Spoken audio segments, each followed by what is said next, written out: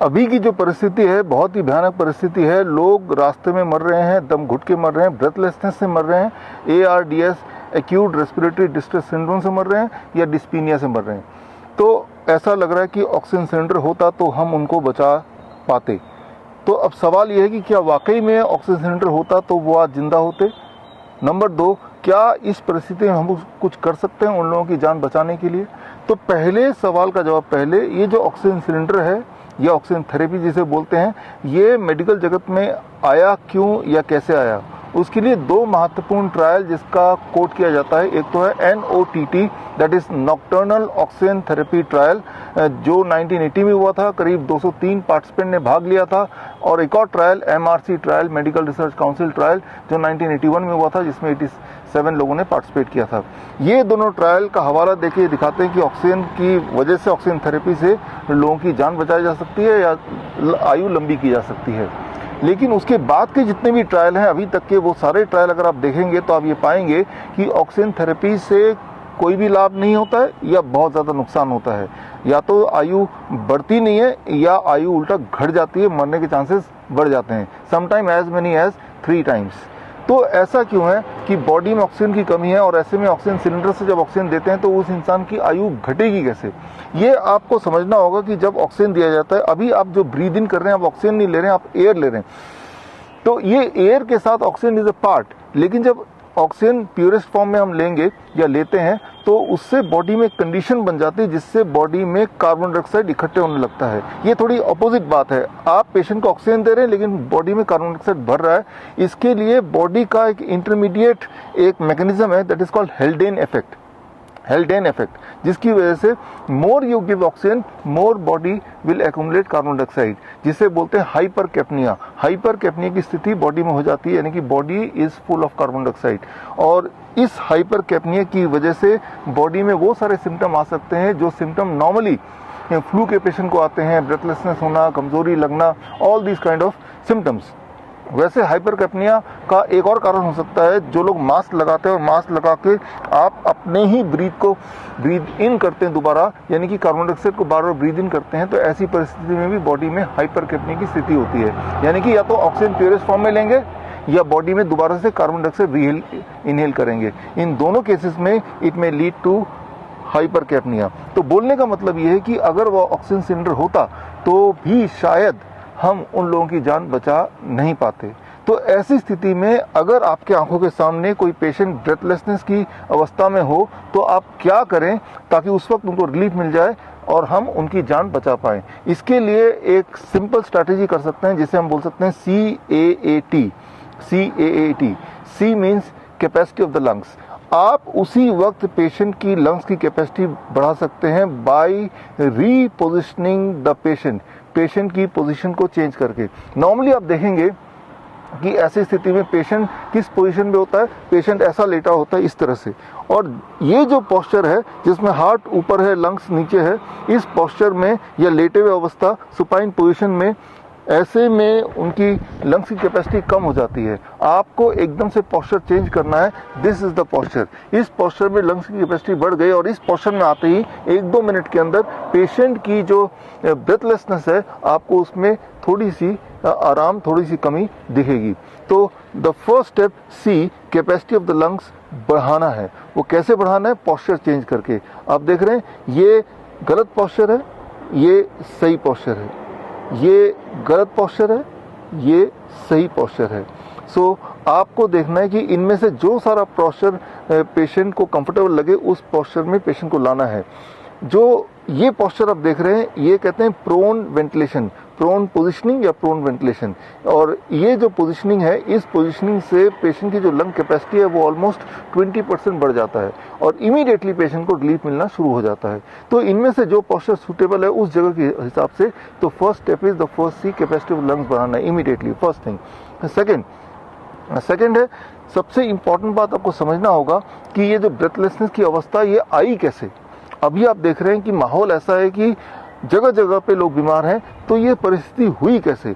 इसके लिए एक शब्द है मेडिकल टर्म में एफरेंट मिसमैच। इसको समझाने के लिए मैं उदाहरण देता हूँ। मान लीजिए आप एक हॉरर मूवी देखने जाते हैं और जब मूवी देख रहे होते हैं तो भूत का कोई सीन आता है तो आपको एकदम से डर लगता है। हालांकि आपको पता है कि स्थिति में कोई डरने की बात नहीं है, आप बहुत ही सेफ जगह है, लेकिन मूवी में आप देखते हैं तो आपका ब्रेन इंटरप्रेट करता है कि भाई यहाँ पे खतरा है, और वो इंटरप्रिटेशन बॉडी के अंदर के इंटरप्रिटेशन से मैच नहीं करता है। बॉडी अंदर से हेल्दी है, और ये जो है दिस कॉजेस एफरेंट मिसमैच। जब भी एफरेंट मिसमैच होगा तो तब आपकी ब्रीदिंग यानी कि ब्रेथलेसनेस की अवस्था बनती जाएगी।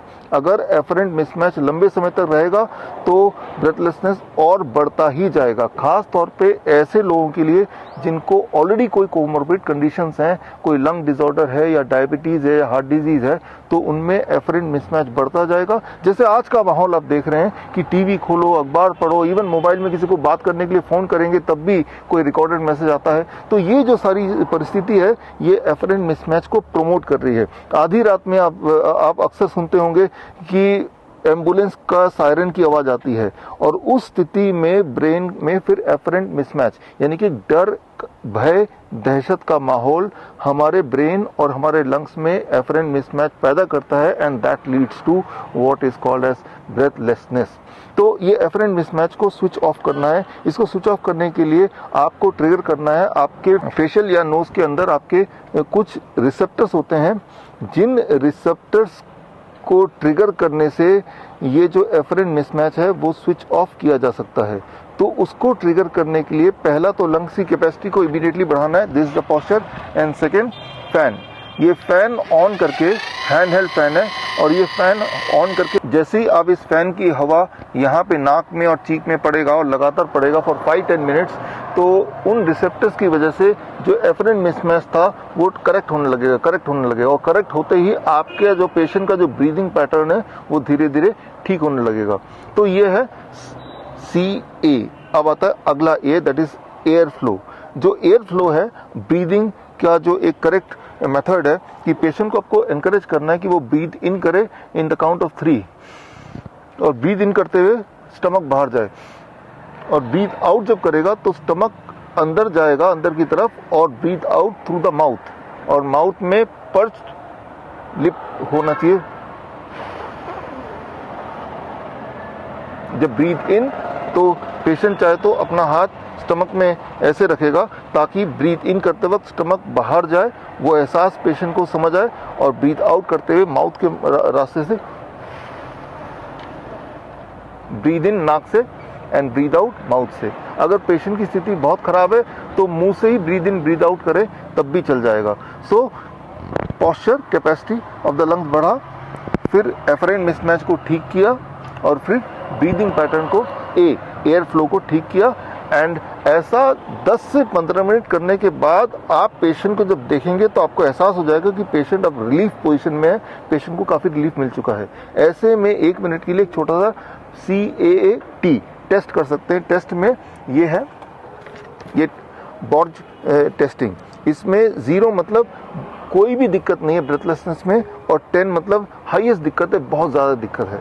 तो आप पेशेंट को दिखाएंगे और पूछेंगे कि 10 मिनट पहले कैसी दिक्कत थी, पेशेंट बोलेगा 7 नंबर की दिक्कत थी फॉर एग्जांपल, और अब पूछेंगे 10 मिनट बाद अब कैसी दिक्कत है, तो बोलेगा अब 4 के स्केल तक दिक्कत है। तो यानी कि दिक्कत रिलीफ तो मिला लेकिन पूरी तरह रिलीफ नहीं मिला, तो आप बोलेंगे पेशेंट को कि इसको थोड़ी देर और कंटिन्यू करो। तो मैं ये बोलना चाह रहा हूँ, वो पेशेंट भी जो ऑक्सीजन सिलेंडर लेके चलते हैं उनको ऑक्सीजन सिलेंडर लेके चलने की आवश्यकता नहीं, उसकी जगह सिर्फ ये लेके चलना है। जिस तरह से वो ऑक्सीजन लगाते हैं उस ऑक्सीजन लगाने की जगह टाइम टू टाइम रिलीफ के लिए इस पोस्चर में रह के फैन को यूज करके वो रिलीफ कर सकते हैं अपने आप को। It will give the same benefit without the side effect of हिल्डन इफेक्ट। तो ये ब्रेथलेसनेस को कंट्रोल करता है, और इससे जुड़े हुए जो रिसर्च पेपर हैं वो सारे रिसर्च पेपर स्क्रीन में दिए हुए लिंक में जाकर आप पढ़ सकते हैं। तो मैं उम्मीद करता हूं कि आप और मैं, हम लोग मिलके देश के ब्रेथलेसनेस को कम कर सकते हैं। तो आप अपनी गाड़ी को ही बना सकते हैं इमरजेंसी ऑक्सीजन सप्लाई यूनिट। सिर्फ आपको अपनी गाड़ी में ये पंखा और ये चार्ट कैरी करना है। ये चार्ट भी आप लिंक में जाके डाउनलोड कर सकते हैं। तो बस, और ये पंखा ज़रूरी नहीं कि गाड़ी में कैरी करें, आप ये पंखा और ये चार्ट घर पे भी रखिए।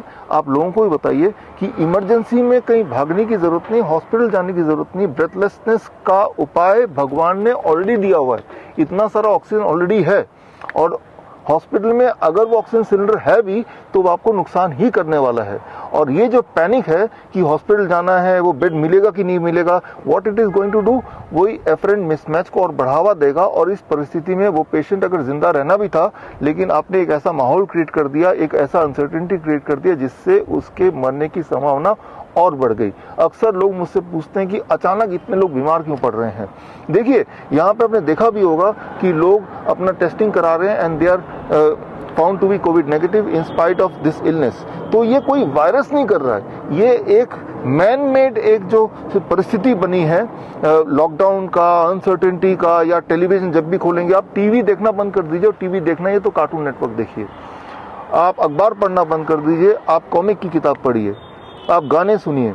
और ऐसा अगर आप करेंगे तो एफरेंट मिसमैच धीरे धीरे कम होता जाएगा। आप दोस्तों से मिलिए, मिलने भी नहीं दे रहे लोग। तो ये जो परिस्थिति को अगर आप सिंप्लीफाई करेंगे तो ब्रेथलेसनेस कम होगी, और ब्रेथलेसनेस की डिस्ट्रेस की वजह से जो डेथ हो रही है वो कम होगी। तो देश को किसी ऑक्सीजन सिलेंडर की जरूरत नहीं है, देश को जरूरत है सिर्फ एक माहौल की, एक फ्रेंडली माहौल की। और जब तक वो फ्रेंडली माहौल वापस नहीं आता है, तब तक अपने पास ये दोनों टूल रखिए, और यही हथियार है अभी इस माहौल से लड़ने का।